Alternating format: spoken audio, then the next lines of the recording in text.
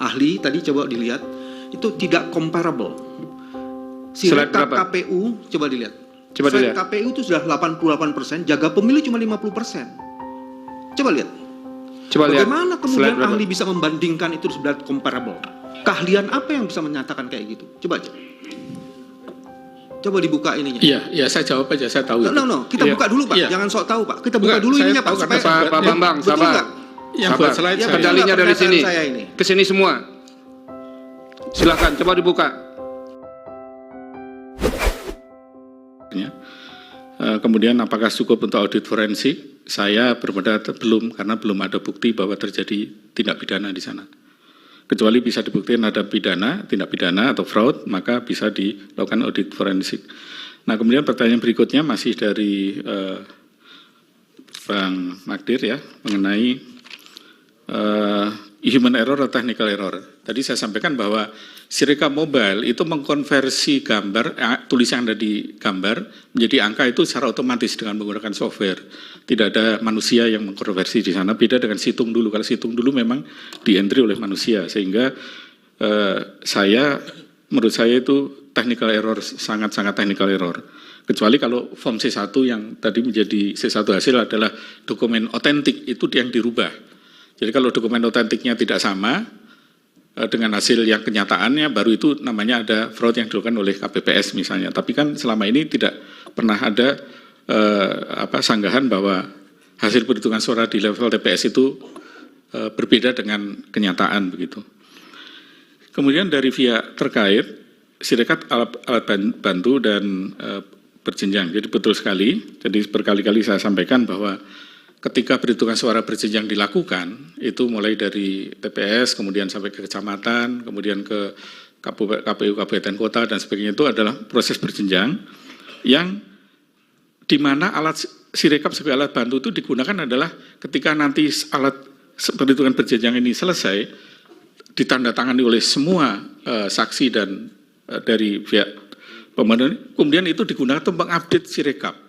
Jadi Sirekapnya juga ikut berjenjang, jadinya sebetulnya secara tidak langsung koreksinya ikut berjenjang juga. Di samping memang koreksi yang langsung dilakukan oleh KPU, juga ada koreksi berjenjang dari bawah juga. Dan yang kedua adalah jangan lupa di sana juga di Sirekap itu selain form C1 hasil ada form D yang selama ini saya belum pernah dengar dari dalam sidang ini dibuka. Padahal form D itu adalah hasilnya tadi, kesimpulannya rekapnya seperti apa. Nah, kalau di form D-nya berbeda dengan C1 baru dikatakan di situ bisa ada manipulasi misalnya. Kemudian Sirekap menjadi alat untuk fraud. Wah, ini sadis banget. Jadi seperti saya sampaikan, Sirekap itu hanya software aja, tidak bisa digunakan untuk merubah suara, nggak bisa. Yang bisa dilakukan itu adalah proses perhitungan manual berjenjang di tiap tingkat itu. Kalau mau melakukan kecurangan ya di sana, mau jual beli suara ya di sana, tidak di Sirekap. Karena nggak ada gunanya Sirekap dirubah-rubah, nanti begitu sudah perhitungan berjenjang dihapus lagi juga begitu. Jadi ini yang harus mungkin kita pahami semua.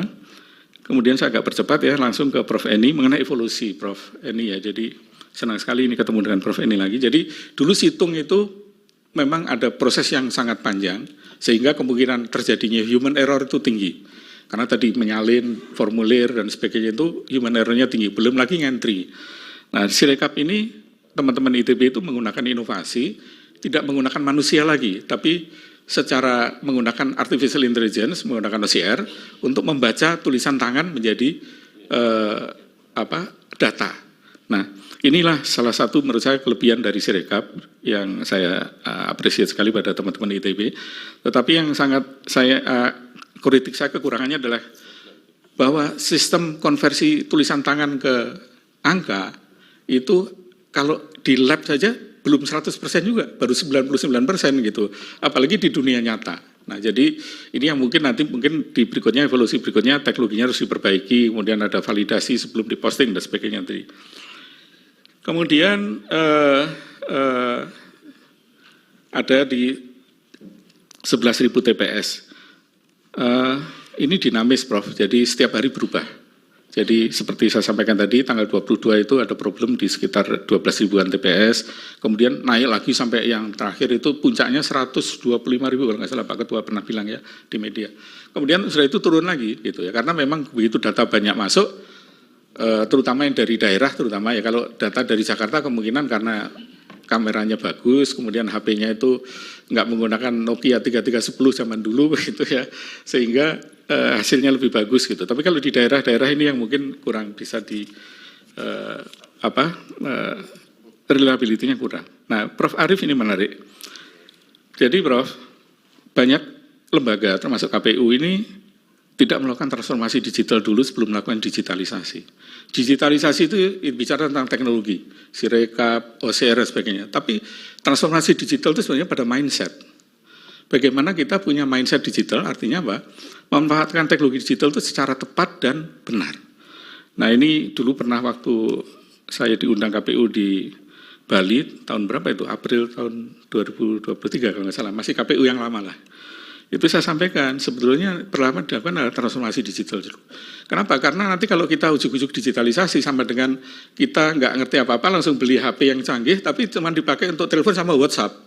Gitu. Itu yang terjadi pada manusia banyak begitu kan. Karena mindset-nya belum, padahal di situ ada dipakai bisa untuk cari informasi, bisa dipakai untuk membuat jadwal dan yang lain-lain. Banyak fasilitasnya. Tapi karena mindset kita belum digital ya, kita pakai HP yang canggih hanya sekedar untuk WA sama telepon gitu. Nah, ya ini Prof, jadi transformasi digital dulu yang harus dilakukan. Nah, salah satu transformasi digital itu adalah bagaimana kita melakukan, ada salah satu bagian itu namanya data driven decision making. Jadi kita harus menggunakan data itu secara valid. Nah, bagaimana validasi ini pertanyaan Prof. Arief yang kedua ya.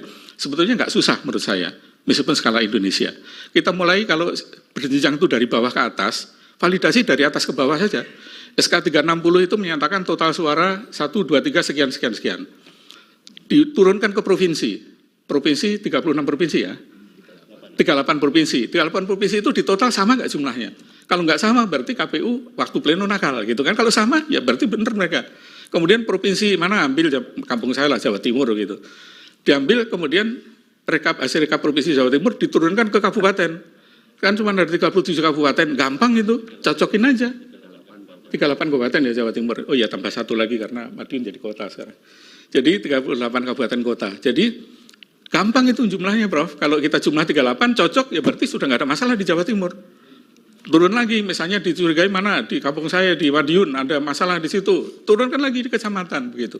Jadi itu bisa dilakukan 1 hari juga selesai kalau mau gitu, kalau niat gitu ya. Jadi dibalik arahnya dari atas ke bawah. Kemudian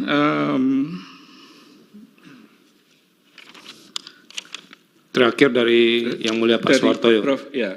Jadi Prof Suhartoyo yang mulia, jadi saya melihat sebetulnya di Indonesia itu ada sekitar 10 teman-teman yang punya inisiatif melakukan perhitungan paralel. Jadi mereka dasarnya juga dari TPS, dari form C1, mereka punya sistem sendiri kemudian diupload. Beberapa yang saya punya datanya, misalkan ada di berita, misalnya jaga pemilu itu ada Pak Adar Kumai di sana, ada teman-teman KIPP, ada ICW semuanya. Waktu launching itu beliau mengatakan bahwa jaga pemilu ini sangat akurat datanya. Kenapa? Karena selain menggunakan OCR juga divalidasi oleh manusia. Nah, tapi ketika kita lihat hasilnya tadi, ternyata ya nggak beda jauh dengan Sirekap setelah diselesaikan di perhitungan manual. Nah, dengan demikian menurut saya sebetulnya apa yang ada di Sirekap ya sama dengan yang di perhitungan paralel yang lain. Yang kedua sama dengan perhitungan manual juga. Yang ketiga adalah Sirekap ini tidak digunakan untuk keputusan, jadi kita ribut-ribut capek-capek di sini membahas Sirekap itu ya pesan kosong aja lah kira-kira gitu. Gak ada gunanya gitu ya. Kecuali mau bikin ya mau nyalain orang kan bisa aja, kalau memang mau nyalain orang apa aja bisa disalahin. Tapi ada hasil itu ya kita buktikan tadi bahwa baik hitung cepat, hitung paralel dan sebagainya menunjukkan hasil yang sangat-sangat mirip dengan error rate di bawah 1%. Terima kasih ahli. Demikian. Jadi ini penting kita gelar karena memang didalilkan. Jadi kan kami mahkamah harus menjawabnya. Jadi bukan jangan dianggap nggak ada manfaatnya juga. Ya, memperdebatkan di sini kepentingan kami untuk menjawab dalil dari kedua pemohon. Majelis. Ya. Cukup ya? Izin beliau. Di slide-nya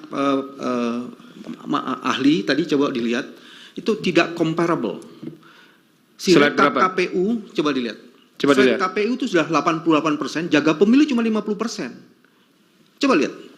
Bagaimana kemudian ahli bisa membandingkan itu sudah comparable?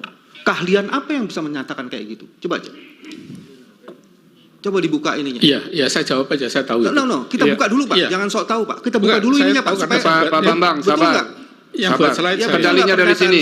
Ke sini semua. Silahkan, coba dibuka. Slide-nya ahli tadi.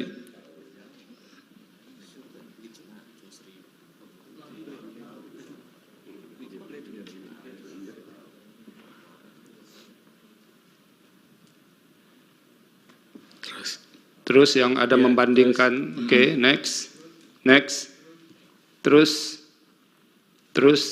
nah ini. Ya, yang lanjut. Satu lagi. Ya. Oke. Ini kan silakan dijawab ahli. Ya. Jadi begini, Pak Bambang ya. Jadi ini data yang saya ambil per hari ini. Jadi per hari ini memang kawal pemilu memang selesai sampai di sana karena mereka kan relawan semua. Mereka tidak dibayar, sehingga datanya memang tidak 100%. Demikian juga yang lain. Nah, yang kedua adalah begini, kalau data itu sudah lebih dari 50%, tidak akan banyak pengaruhnya pada hasil. Itu. Jadi, statistik aja menunjukkan sampel dari, kita cukup, ya, teman-teman dalam lembaga survei tahu kan ya, kita cukup pakai sampel 2.200 saja sudah errornya sudah di atas, di bawah 22% misalnya. Yang saya ingin katakan, majelis. Yang satu kawal pemilu 82%, jaga pemilu 51%. Iya kan sudah dijelaskan tadi, biar kami yang menilai. Ya, cukup ya. Jangan comparable terus kemudian seolah-olah di 100%.